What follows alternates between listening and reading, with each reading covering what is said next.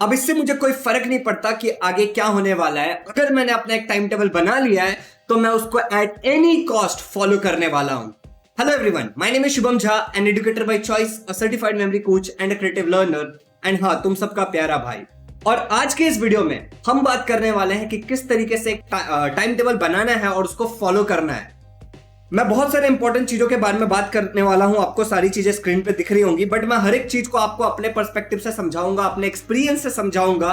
और ये जो वीडियो है ये क्लास 7 से लेकर के क्लास 12 तक के कोई भी लर्नर देख सकता है और इस वीडियो का इस्तेमाल कर सकता है अपना एक टाइम टेबल बनाने के लिए।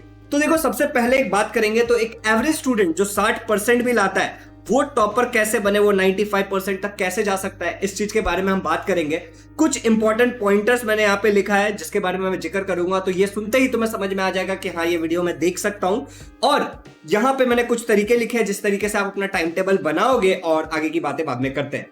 बट वॉट आई बिलीव, मुझे ऐसा लगता है कि करेगा तो हो जाएगा। डू यू बिलीव कि हाँ यार, अगर मैं करूंगा तो हो जाएगा?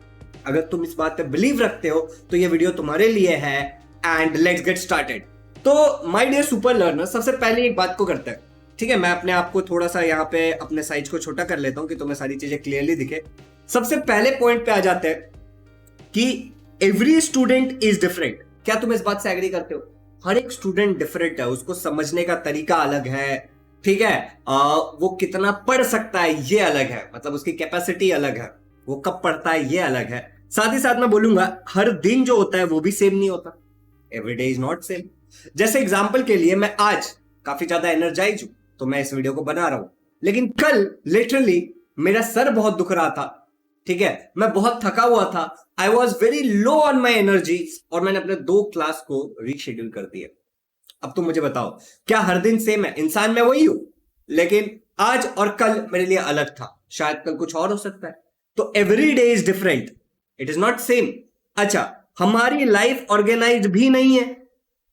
काफी सारे स्टूडेंट्स के लिए, मेरे लिए, आपके लिए, काफी हद तक हम अगर देखते हैं ना, तो हमारी जो जीवन है, जो हमारा लाइफ है, वो भी तो ऑर्गेनाइज नहीं है। हमारी लाइफ भी ऑर्गेनाइज नहीं है।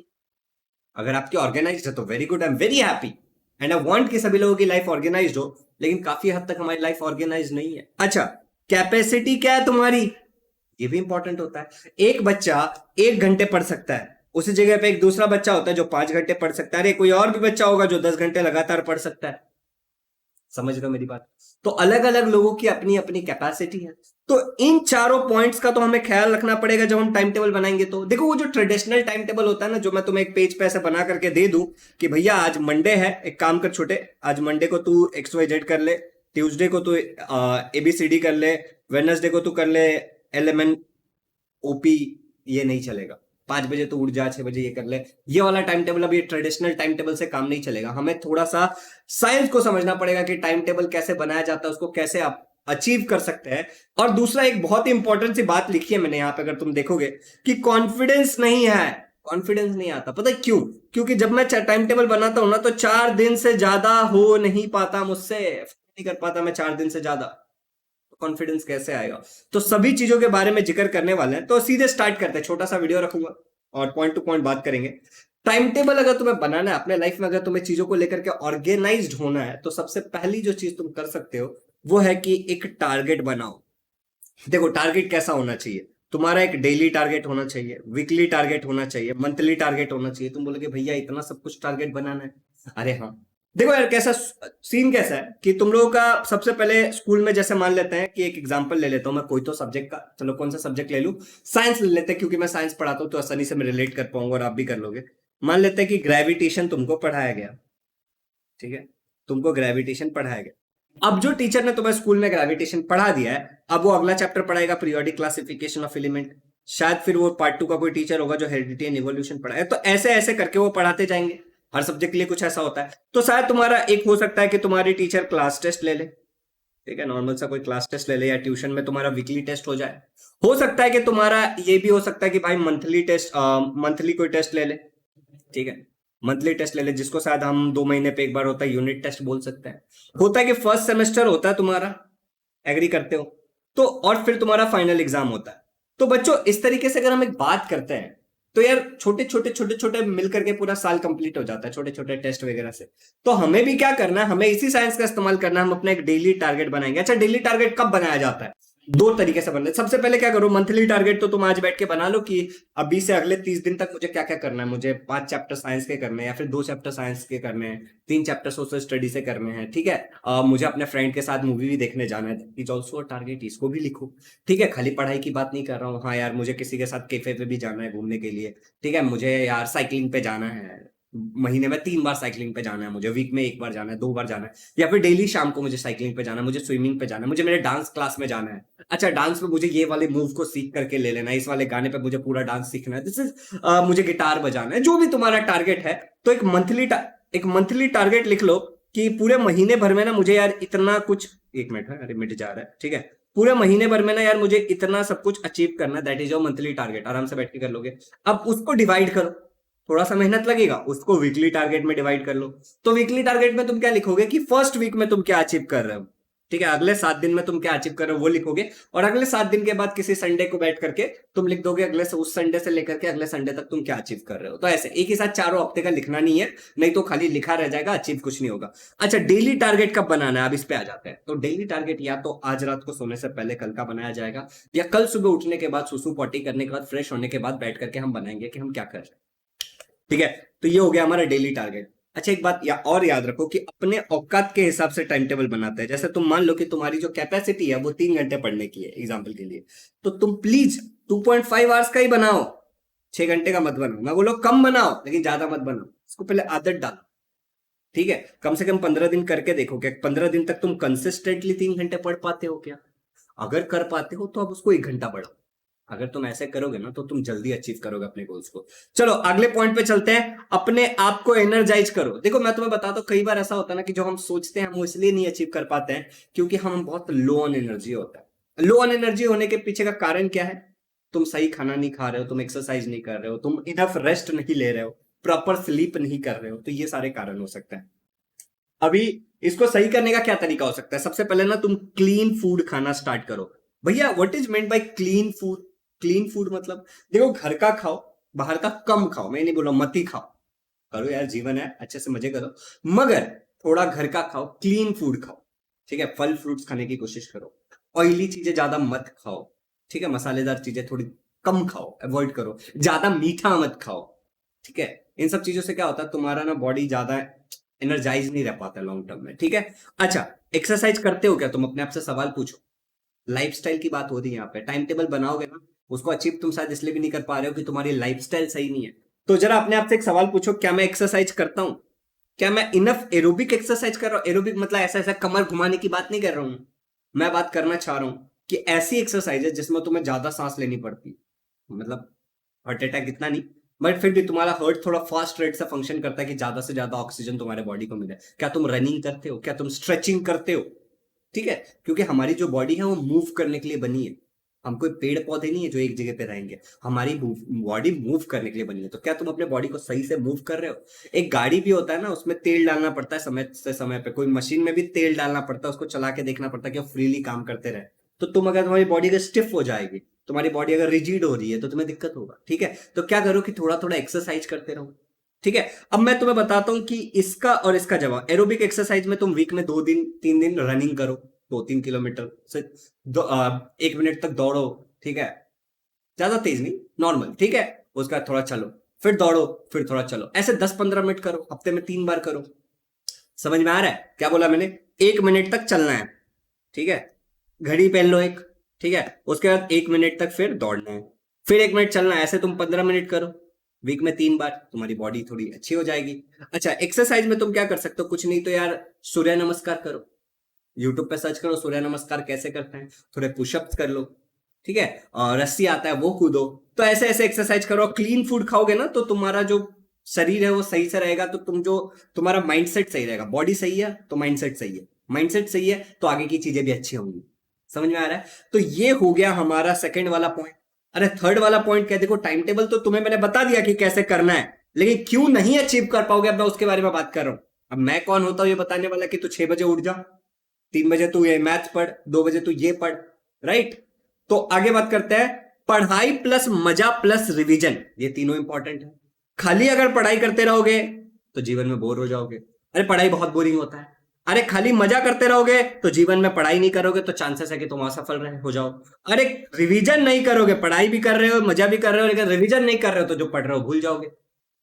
भैया मजे तो मैं बहुत कर रहा हूं अपने जीवन में, और अगर नहीं कर रहे हो तो थोड़ी एक्सरसाइज करो, ठीक है, दोस्तों के साथ थोड़ा बाहर जाओ, थोड़ा समय बिताओ, खेलो, क्रिकेट खेलो, ठीक है, वॉलीबॉल खेलो, कुछ कुछ एक्टिविटीज लाओ अपने लाइफ में, ठीक है, दोस्तों के साथ थोड़े मस्ती करो, मतलब थोड़ी मस्ती होनी चाहिए। ये मस्ती नहीं कि किसी का नुकसान हो जाए, बट थोड़ी मस्ती होनी चाहिए, क्योंकि आज से अगर 10 साल बाद तुम जाओगे तो तुम याद क्या करोगे, तुम्हारे पास कुछ मेमोरीज होनी चाहिए, तो बिल्कुल मजे करो, ठीक है। दो पिकनिक अगर जा रहा है स्कूल तो पिकनिक पे जाओ, कोई कंपटीशन है डांस वगैरह तो उसमें पार्टिसिपेट करो, डिबेट कंपटीशन है, स्पीच कंपटीशन है उसमें पार्टिसिपेट करो, वही सब होता है मजे, समझ रहे हो ना।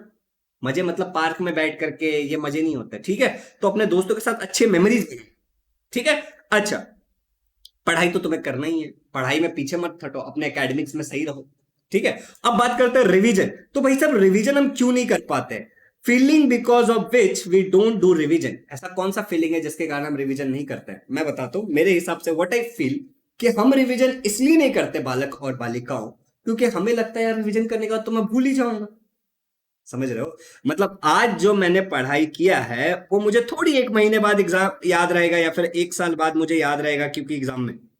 तो रिवीजन का एक रूल है कि तुम्हें टाइम टू टाइम रिपीट करना होता है, ठीक है, बार बार रिपीट करना होता है जिससे तुम भूलते नहीं हो। लेकिन एक बात और समझनी है, अगर तुम एक चीज को 4 बार पढ़ते हो तो तुम्हारे अंदर एक प्रॉब्लम सॉल्विंग एबिलिटी आता है, वो तुम्हारे लॉन्ग टर्म मेमोरी में जाता है। तो ये वाले फीलिंग को हटाओ कि मैं भूल जाऊंगा, रिवीजन इसीलिए किया जाता है कि तुम ना भूलो, समझ रहे हो। अच्छा कभी कभी क्या होता है ना, बोरिंग लगता है बार बार करना, वही चीज को बार बार करना बोरिंग लगता है, तो यार बोरिंग है लेकिन इसको करना पड़ेगा, अगर इसको नहीं करोगे तो काम नहीं चलेगा। रिवीजन होता है बंद आंखों के साथ। तुम ना कभी मेरे प्लस के क्लास पे आओ अनअकैडमी के, अगर तुम ऑलरेडी मेरे प्लस के स्टूडेंट हो महाराष्ट्र बोर्ड में तो एक बार आकर के देखो, नहीं है तो किसी स्टूडेंट से पूछना जो मेरे से साइंस पढ़ रहा है कि मैं कैसे हर क्लास के बाद 2 से 3 मिनट में उनको पूरे क्लास का रिविजन करा देता हूँ, और चैप्टर खत्म होने के बाद मैं 15-10 मिनट के अंदर उनको पूरे चैप्टर का रिवीजन करा सकता हूँ। एक बार पता करने की कोशिश करो, ठीक है। अच्छा, हाउ टू डू रिवीजन, भैया रिवीजन कैसे करते हैं आप? इसका जवाब मैंने बोला किसी से तुम पूछ सकते हो, और चाहिए तो मैं एक और वीडियो भी बना दूंगा डेडिकेटेड कि किस तरीके से रिवीजन किया जाता है। एक और बात करते हैं कि वैसे रिवीजन इस वर्ड को समझो जरा, री मतलब दोबारा, ठीक है, री मतलब क्या होता है बच्चों, दोबारा, और विजन मतलब होता है विजुअलाइज करना, तो दोबारा विजुअलाइज करना, ठीक है, उसको क्या कहते हैं हम लोग, रिवीजन कहते हैं। तो आंख बंद करके दोबारा विजुअलाइज करो। एग्जांपल के लिए तुमने कोई लेटेस्ट मूवी देखी थी, अगर मैं तुम्हें बोलता हूँ कि उस मूवी को याद करो तो तुम कैसे याद करोगे? हाँ यार मैंने जो लेटेस्ट मूवी देखी थी वो यार KGF 2 था, KGF 2 में ऐसा ऐसा ऐसा, पूरी टाइमलाइन को तुम अपने आंख के आगे से एक बार जाने दोगे, तो ये हो गया तुम्हारा रिवीजन। तो ये करना जरूरी है। चलो आगे बढ़ते हैं, अगले पॉइंट पे जाते हैं कि कॉन्फिडेंस नहीं है। अच्छा मतलब यहां पे मेरा बोलना क्या मतलब क्या था कि तुम्हारे टाइम टेबल में रिवीजन भी होना चाहिए। अब आगे बात करते हैं, भैया कॉन्फिडेंस नहीं है, भैया कॉन्फिडेंस नहीं आता, इसके पीछे क्या रीजन है? 4 दिन से ज्यादा नहीं होगा मुझसे, ये वाली फीलिंग तुम्हारे अंदर आ गई है। तो 4 दिन से ज्यादा नहीं होगा, दैट मीन्स कि 4 दिन हो जाएगा। अच्छा दैट ऑल्सो मीन्स कि 3 दिन हो जाएगा, दैट ऑल्सो मीन्स कि 2 दिन हो जाएगा। तो मैं क्या बोलता है कि अगर तेरे अंदर ऐसी फीलिंग है भाई कि तेरे से 4 दिन से ज्यादा नहीं होगा, तो तू एक काम कर, 3 दिन का प्लान बना, 3 दिन का प्लान बना, 3 दिन का प्लान बनाया, उसको अचीव किया। 3 दिन का प्लान 3 बार बना, 3 दिन का प्लान जब तू 3 बार अचीव कर लेगा तो अब तेरे को कॉन्फिडेंस है कि तू 3 दिन का प्लान अचीव कर सकता है। तो अब तू 4 दिन का प्लान बना, उसको तू 4 बार अचीव कर, 4 4 4 16 दिन तक अचीव कर। जब तू ये कर लेगा, अब 5 दिन का प्लान बना, तो अब एक ही दिन बढ़ा है। उसके बाद 6 दिन का प्लान बना, उसको अगले 6 दिन तक अचीव कर। समझ में आया क्या? मगज में आया क्या? धीरे धीरे ऐसे बढ़ाते हो। जब तुम्हारे हिस्ट्री के अंदर, हिस्ट्री से मेरा बोलने का मतलब क्या है कि तुम जब अपने पास्ट में जिस चीज को कर अचीव कर लेते हो उसमें तुम्हें कॉन्फिडेंस आता है। इमेजिन करो कि तुम्हें साइकिल चलाने नहीं आता था और मैं तुम्हें साइकिल दे देता, तो तुम्हें कॉन्फिडेंस आता क्या साइकिल चलाने से रिलेटेड? तुम्हें बिल्कुल कॉन्फिडेंस नहीं आता। लेकिन क्योंकि तुमने पास्ट में बहुत सारी साइकिल चला रखी है, तुम्हें साइकिल चलाने का एक्सपीरियंस है, तो अब अगर मैं तुम्हें एक साइकिल देता हूं तो तुम यूं चला लोगे। मेरी बात समझ में आया? तो क्या होता है, कॉन्फिडेंस कैसे आता है? जब हम किसी चीज को पास्ट में बार बार करते हैं। ठीक है, चलो अब 4 से 5 इंपॉर्टेंट चीजें कैसे, एक चीज समझो कि मैं ज्यादा अचीव नहीं कर पाता हूं, इसके लिए 4 से 5 इंपॉर्टेंट चीजें होती है। तुम्हें लगता है कि तुम्हारे लाइफ में बहुत प्रॉब्लम है, एक पेपर पेन निकालो और सच में लिखो कि सच में कितने प्रॉब्लम्स है मेरे लाइफ में। I can wait on it, मैं इस पे ना शर्त लगा सकता हूं कि 10 से ज्यादा नहीं निकलेगा। अब उसमें से भी तुम देखोगे ना, तो कई सारे प्रॉब्लम्स तो ऐसे होंगे जो फ्यूचर का डर होगा कि अगर मैं ये नहीं कर पाता हूं तो, अगर मैं ये अचीव नहीं कर पाता हूं तो, XYZ ऐसे फ्यूचर के कुछ डर होंगे। तो उन प्रॉब्लम्स को निकालो जो प्रेजेंट में है, और जो प्रेजेंट में अगर तुम नहीं करते हो तो शायद फ्यूचर में गड़बड़ हो सकता है। और अब उन प्रॉब्लम्स को सॉल्व करने के लिए तुम, मैंने मान लेते हैं कि तुमने प्रॉब्लम निकाला, ठीक है, एग्जाम्पल के लिए तुमने एक प्रॉब्लम निकाला कि यार मैं ना डेली पढ़ाई नहीं कर पाता, ठीक है, मैं यहाँ पे अच्छे हैंडराइटिंग में लिखता हूँ कि मजा आ जाए। तो तुमने एक प्रॉब्लम क्या निकाला कि तुम डेली पढ़ाई नहीं कर पाते, तो डेली तुम्हें अब पढ़ाई करना है, इसका सॉल्यूशन क्या है कि तुम अब डेली पढ़ाई करोगे। अच्छा चलो, तुमने एक और प्रॉब्लम निकाला कि यार तुम एक्सरसाइज नहीं करते, ठीक है, जिससे तुम्हारा हेल्थ सही नहीं है, तो अब इसका सॉल्यूशन क्या है कि तुम डेली एक्सरसाइज करोगे। अच्छा, तीसरा तुमने ये निकाला कि तुम ना कुछ एक्स्ट्रा एक्टिव, कुछ अलग से कुछ सीख नहीं रहे हो जो तुम्हारे लाइफ में काम आए, तो तुमने बोला कि यार कोई तो मुझे स्किल डेवलपमेंट भी करना है, ठीक है, जस्ट मैं बता रहा हूँ कि तुम ऐसा कुछ कर नहीं रहो। पांचवा तुम्हें पता चला है, चौथा तुम्हें पता चला कि यार तुम ना अपने स्टडीज में, अपने जो तुम्हारी जनरल लाइफ है ना, जो तुम्हारी नॉर्मल सी लाइफ है, ठीक है, अपनी लाइफ, सोशल लाइफ है, उसमें तुम सही नहीं हो। तो तुमने बोला कि यार मुझे सोशल लाइफ भी मेरी ठीक नहीं है, मैं लोगों से बातचीत नहीं कर पाता, यार मेरी गर्लफ्रेंड नहीं है, मेरा बॉयफ्रेंड नहीं है ऐसा ऐसा कुछ नहीं यार, मेरा बोलने का मतलब खेलता कूदता नहीं हूँ, तो सोशल लाइफ ठीक नहीं है, और सो ऑन। तो अब मान लो कि तुमने ऐसे 4 लिस्ट बनाए, अब तुम डेली ये 4 चीजें लिखोगे, और अगर तुमने इसको अचीव किया है तो इसके आगे तुम लिखोगे डन, हर तारीख के बाद, ठीक है, एक नोटबुक लोगे जिसमें तुम अपने डेली के बारे में लिखोगे, और यही 4 चीज लिखोगे और उसके आगे लिखोगे डन।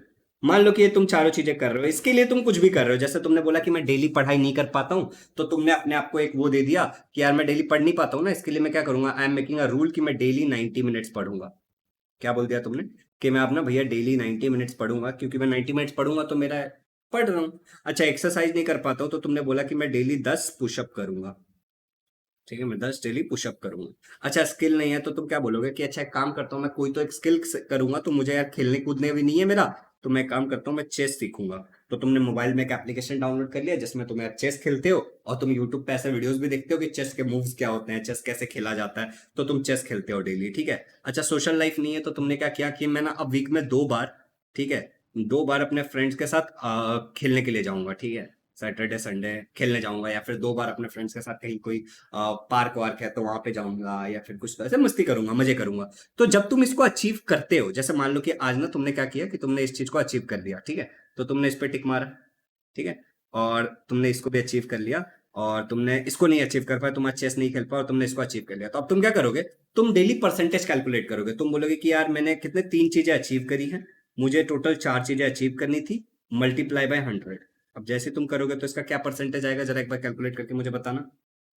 वैसे तो हम कर सकते हैं, लेकिन हम फट से करते हैं, बहुत सिंपल है यार ये, 3/4 मल्टीप्लाई बाय 100, 75%। वैसे हम ऐसे भी कर सकते थे अगर हमें चाहिए होता तो, कि ये 4 1 जा 4 और यहाँ पे हम काट देते तो क्या हो जाता, जल्दी बताओ जल्दी बताओ जल्दी बताओ, यहाँ पे क्या जाता, 4 2 जा 8 ना, सॉरी 4 2 जा 8, तो बचता 2, और 4 5 जा, तो यहाँ पे जो भी है उसको मल्टीप्लाई कर लेते तो 75 आ जाता, 25 × 3।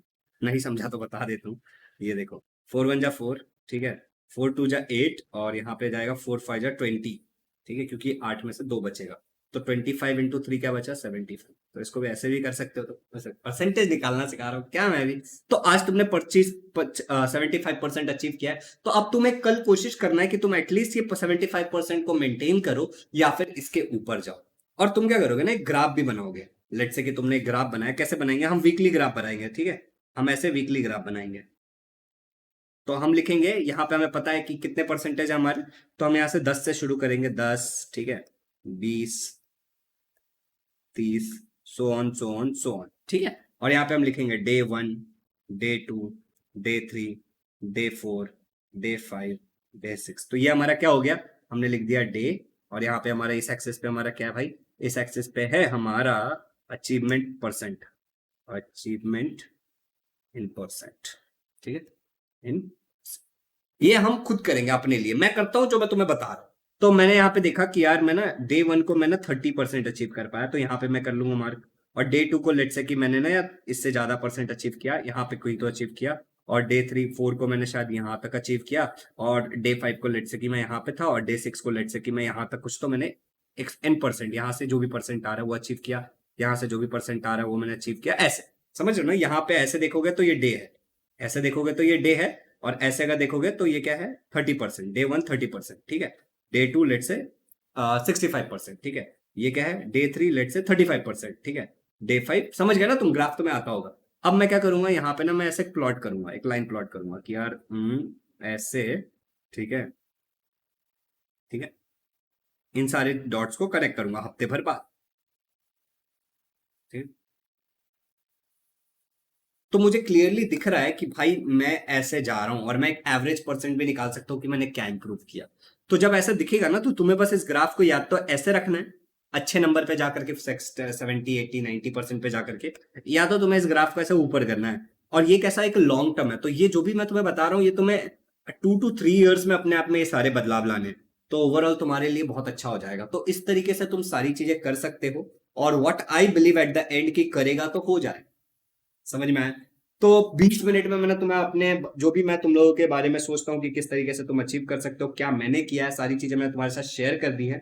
अब तुम्हारी जिम्मेदारी है दो चीजों को रिलेटेड। एक जिम्मेदारी तुम्हारी ये है कि इन सब चीजों को तुम्हें क्या लगा समझ करके ये तुम्हें मुझे बताना है, और क्या तुमने पूरा वीडियो देखा है तो नीचे मुझे लिख देना कंप्लीटेड भैया, ठीक है। कंप्लीटेड की स्पेलिंग गलत है तो तुम सही वाला स्पेलिंग लिख देना, COMPLETED, कंप्लीटेड भैया पूरा वीडियो देखा ऐसा लिख देना कंप्लीटेड, ठीक है। और दूसरा है तुम्हें कैसा लगा ये भी बताना, क्या तुम इसको फॉलो करोगे या नहीं करोगे ये भी बताना। और एक छोटी सी हेल्प चाहिए कि अगर तुम इस वीडियो को शेयर करोगे ना, तुम वो बच्चे हो जिसने इस चैनल को सब्सक्राइब कर रखा है, अगर नहीं किया तो प्लीज कर लेना। और अगर तुम इसको शेयर करोगे ना तो हमारा चैनल जल्दी ग्रो करेगा, जिसकी मुझे सख्त जरूरत है। प्लीज मुझे मेरी हेल्प करो by sharing the video. Thank you so much. अगर कोई और प्रॉब्लम भी हो तो प्लीज मुझे कमेंट में बताना। इस चैनल पे मैंने 7th स्टैंडर्ड के वीडियोस डाल रखे हैं, 8th स्टैंडर्ड के वीडियोस डाल रखे हैं, 9th स्टैंडर्ड के वीडियोस डाल रखे हैं, 10th स्टैंडर्ड के डाल रखे हैं, और 11th के डाल रहा हूँ। तो तुम वो सारे पढ़ सकते हो। साथ ही साथ अगर तुम वो बच्चे हो जो बहुत पुराना वीडियो देख रहा है, तो प्लीज हमारे चैनल के होम वाले सेक्शन में जा करके, स्टार्टिंग वाले में जो मैं अभी यहाँ पे स्क्रीन पे दिखा दूंगा,